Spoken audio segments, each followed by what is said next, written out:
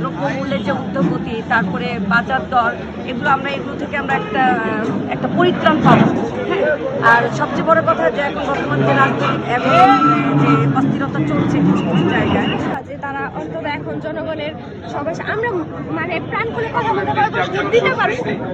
এতদিন তো ভোট দিতে পারি, 15 বছর ভোট দেওয়া নিয়ে তো এখন চাচ্ছি সঠিকভাবে নতুন দলের নতুন নেতা, তাদের কাছে আপনার এক্সপেকটেশন? জুমার নামাজ শেষে রেড জোন এলাকাতে শুধুমাত্র অর্গানাইজার এবং সিকিউরিটিতে নিয়োজিত লোক ছাড়া এই এলাকায় কেউ থাকবে না। পুরো এলাকায়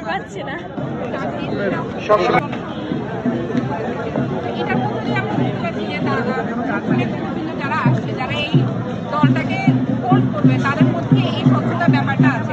তো এটা নিয়ে আসলে জনগণের খুবই আশাবাদী যে পরবর্তীতে যেই নেতৃত্ববৃন্দ আসবে তারা আসলে সকলের আশা আকাঙ্ক্ষা ধরে রেখে তারপরেই তারা কাজ করবে।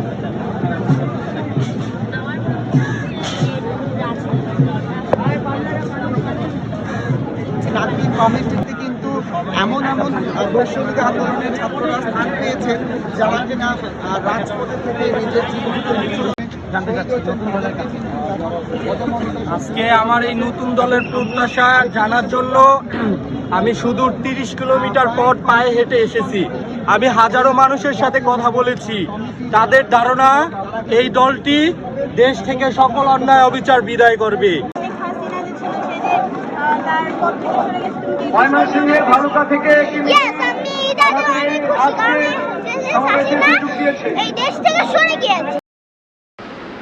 এই ছিল আজকের নিউজ। সবাই ভালো থাকবেন, সুস্থ থাকবেন। আমি মানিক মিয়া এভিনিউ থেকে ছিলাম।